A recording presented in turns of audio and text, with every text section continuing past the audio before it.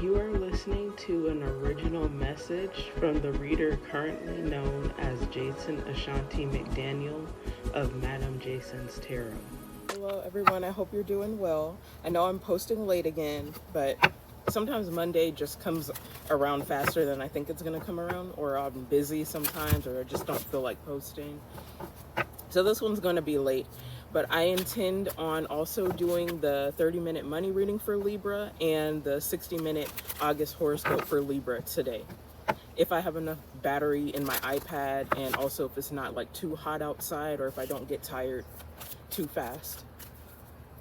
But let's just see what's a quick messages that people need to know right now, checking in.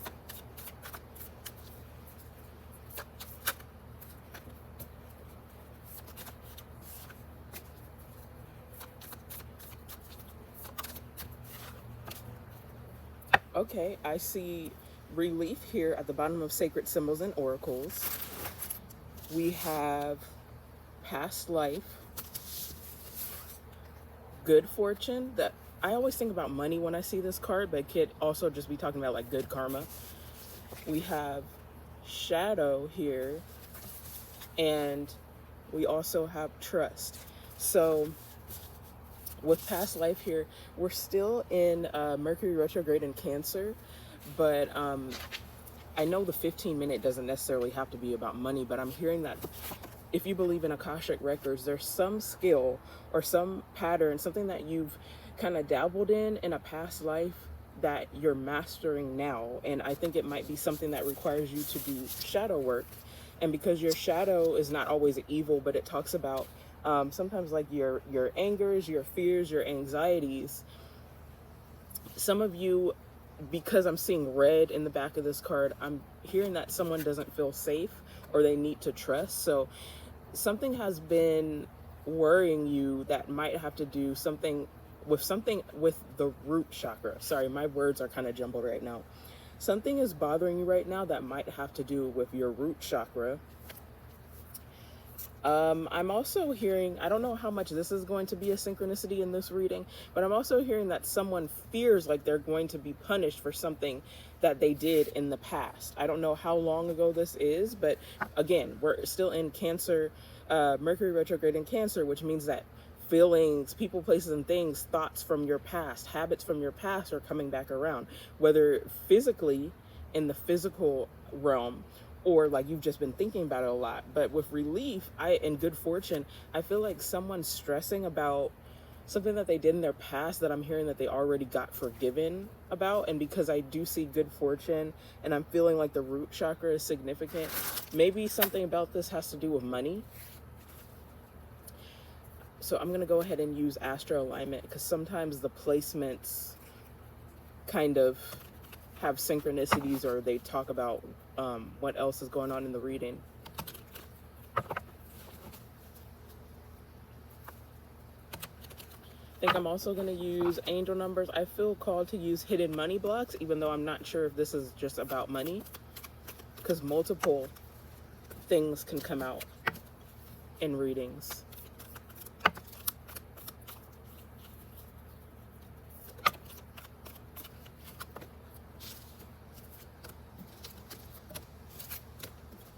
I'm going to try to get a little bit more here. Okay. So we have sun, life, vitality, purpose. Most people, like if you're kind of a novice at astrology, whether you do Western, sidereal, whatever, most people, they only know their sun sign. And I don't know why, but I keep on telling people recently in the readings, your sun sign isn't just the month you were born, it's also the time bracket. I have to look it up, but I don't have the guidebook for this deck anymore, but I think I learned it through this deck guidebook, that it's pretty much, I think it's like the 21st from one month to the next is usually when the bracket is. I wonder if my grandma is still like barely a Leo, because her birthday is August 21st. So either she is a Leo, but she's right on the edge, like a Leo Virgo cusper, or I don't know if she's actually a Virgo. I think she's still a Leo, but it's on that last day for Leo. But anyway, someone who has like a birthday like that could be significant. We have Eros, eroticism, desire, sex. Now, whenever I see this card, I automatically think that this has to do with relationships. But Eros, I don't exactly know how to find this placement myself. I know that, you can't usually find it when you do natal charts. It depends on what year you were born to find your Eros. But so there is this thing called sapiosexual, and you could be sapiosexual whether you're straight or queer, but it basically describes people who are turned on or attracted to intelligence. So when I saw that card, I just heard sapiosexual. So if this isn't specifically talking about a relationship, it's talking about you having like a desire or a passion. I'm hearing to learn something or a passion to do something in this lifetime, like, because a lot of this is kind of talking about your purpose, honestly. We have 10th house ruled by Capricorn, career, public life, reputation. So I feel like something about Akashic records is significant for this one. I feel like there's kind of like what you're known for with past life here, or maybe South Node didn't come out, but it's kind of like what people stereotype you to be or what you're known for. But I also feel like you're trying to break free from that, and you're trying to like balance that shadow, but also do something new with light. And then we have ascendant, appearance, first impressions, mask. So your ascendant sign is the same as your rising sign. And I found in my life, for example, like sometimes with people's rising signs, it is still an aspect of you, but sometimes people like they mask through their rising sign. Like when I was younger, like in grade school, I used to think about myself, oh, nobody really wants to be friends with a sensitive, caring Cancer. People want people who are louder, who are more out there. And so I had no idea about my natal chart back then, but now that I remember that in my past life, it makes sense with me having a Sagittarius rising. Don't get me wrong. I have double Sagittarius placements, and like that Sag side of me is definitely visible. People always stereotype Cancers as being homebodies, but then, that's not really true for me, even though sometimes I do like to be at home cozy. But with Sagittarius being the traveler zodiac sign, I also have that multi-dimensional aspect of sometimes liking to be at home, sometimes liking to go out and do stuff and take walks and things like that. So there's layers to you, and I feel like your ascendant sign is very significant. So it is still a part of you, and it's a part of you that you're integrating. Like you're integrating all aspects of yourself right now. We have Neptune, mysticism, spirituality, escapism. First quarter moon, momentum, initiative, magnetism, Kaale, wisdom, skill, self-defense. I feel like someone is like, they felt like they were learning something new, but it's actually something that they're already good at because they were doing it in a past life. And when I see Kaale, sometimes I think about competition too. I feel like some of you might be in highly competitive fields, and because Neptune is here, mysticism, the ruler of Pisces, high priestess energy. Some of you might also be tarot readers or something like that. And unfortunately, people don't want to admit this, but the tarot community is very petty, and it's also very competitive. But not everyone in the tarot community obviously is like that, or in the spiritual community in general, but that is a dark side of it.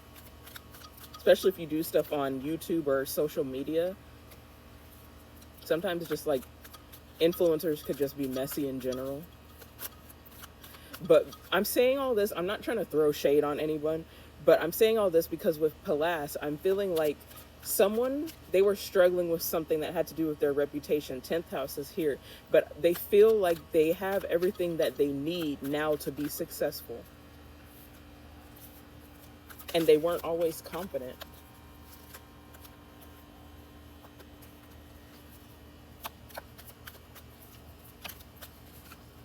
Okay, Okay, we're at 10 minutes here, so I'm not going to do a lot with the tarot. I do want to use hidden money blocks, and I'm going to use angel numbers, and that's it for this one. I see Seven of Swords here at the bottom of the deck, so it's that Palace energy. Seven of Swords, not going to lie, usually I get negative energy when I see Seven of Swords, but on a positive note or a neutral note, Seven of Swords could just mean, you know, using your intelligence. The swords are about intelligence, thoughts, communication. Using the skills that you have to get by, and I do feel like there's something about competition that's significant. Standing out from the crowd. We have Five of Cups upright. I saw 111 and 1111. Actually, it was 110, which is still an angel number. 1114 could be significant too. Five of Cups upright could be grief, remorse, crying over spilled milk, but then there's also like there's the tower in the background as an Easter egg, but then there's also the bridge. So it's like crossing over, transforming from one season of your life to a season that's going to be better. Because after Five of Cups, we have Six of Cups, and that's past life energy. Two of Pentacles in the reverse. Someone could be struggling, but then we have Four of Pentacles right after. So this looks like someone stressing about money. And I think that shadow work that you're doing is directly connected to your money blockages. We have Eight of Swords, Eight of Wands in the reverse, and Nine of Cups reversed. So someone could feel unhappy because they're not getting communication about something, or like I said, I was feeling like in the past someone was struggling with confidence, and I can get that sometimes with the Five of Cups as well. So let's get some synchronicities here with the hidden money blocks. And we have Aquarius, Scorpio, Capricorn, Sagittarius, Pisces. But of course, all signs are relevant. That's just what's showing here on the board. So what are the hidden money blocks for the viewers that are going to resonate with this message? See, nothing's coming out, but I guarantee you, it just feels like a whole bunch of them are just going to fly out. Like 5 at a time. Yep.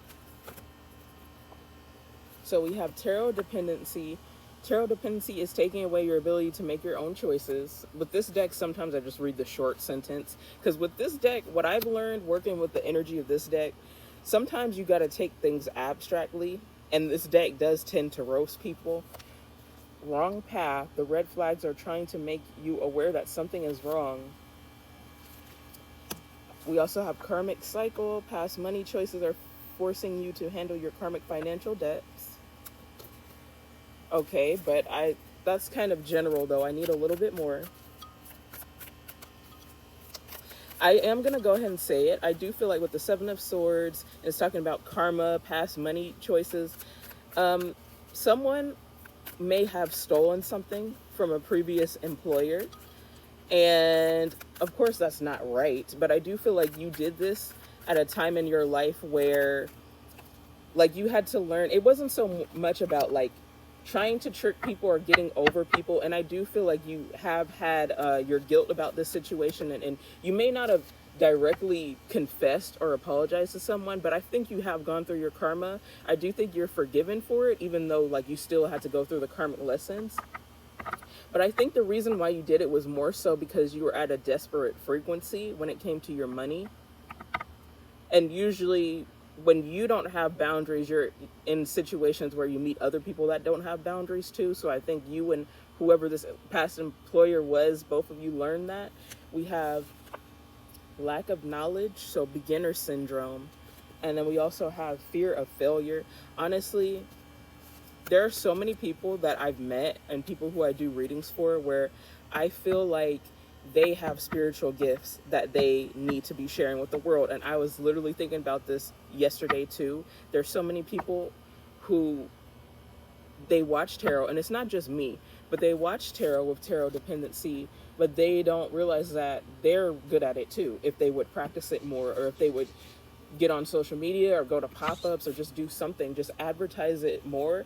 And people do have differing spiritual gifts. So I know tarot is not going to be for everybody. Reiki is not for everybody. I wish I could say more on what I want to say. But just know that I have a lot of things that are going on behind the scenes, and one of the things that I'm going to present to you guys soon, or I shouldn't say soon, but by the end of this year is going to be a deck that has to do with spiritual gifts. And I move in silence. That's how I manifest so much. But I think that that deck was going to help people a lot. Because a lot of people, if you're drawn to other people who do spiritual work, it's because you accept it as a lifestyle, but also you see the light, and the light is in you. So sometimes it's a lot easier to see skills or to see divine favor in other people, but you yourself have that high priestess or hierophant energy. So I think just more people need to step into their power. Okay, we have 2424, unconditional love. Yeah, with Eros, I was even thinking 8 of Wands reverse, 9 of Cups reverse. That could be like a romantic interest from your past. I know people are so tired of that, but most people, past people, come out in their readings. We have 2255, self-love. And the heart chakra always has to do with money and self-love. So that's why both of those themes are coming out in this one. We have 5151, optimism. So we have good fortune, optimism. Sagittarius is significant. We have 413, synergy. So whenever I see this, just because of like the Pantone ombre colors in this deck, like a lot of the cards remind me of kombucha, but I think that there's a kombucha brand at Walmart. They sell it other places too, but it's called Synergy, I think. And the packaging kind of looks like that. So whenever I see this card, I think about kombucha. I think about people that like to go to the gym and take their health seriously, but also synergy. Whenever I see like angel number 413 or 1221, that's kind of like a twin flame mirrored angel number. So this just lets me know, for those of you who want updates on your twin flame journey, I think you and your twin are mirroring each other. We also have 1010. It says faith here, and it's a synchronicity with trust, but the angel number 1010 also has to do with completing karmic cycles. So it might also be that some people from your past that want to drag you down are trying to, they're stuck on a past version of you, but I think you've already like surpassed that. But they don't really know what else to say, because I feel like your reputation is growing. This reading is definitely for someone who's going to blow up on social media, or you can even see yourself climbing in the numbers right now. So take it as it resonates, because there's so many different things that you could post about on social media. And lately I've been picking up on the same occupations over and over again. But this could be for people who found my channel who want to do gaming videos on YouTube or TikTok or whatever. It could be for people that talk about books, people who talk about tarot, people who might do, like, I don't know why I just heard Christian living, but a lot of Christians do watch tarot. Anything lifestyle related or self-care related, anything that you want to talk about. So this is going to resonate with people who are up and coming influencers, or you keep getting the synchronicity or the nudge to do it, and you really should. So if you want, you could also check out other all signs videos. I have the playlist on the end screen, and whatever video I feel like is going to go best with this one. I'm also starting to put my book channel on the end screen for the tarot videos, and my tarot channel on the end screen for the book videos. So you'll be seeing my two channels brought up at the same time now. Hopefully you got something out of this video. Please like, comment, share, and subscribe. Follow me on all my social media platforms, and I will see you guys in the next one.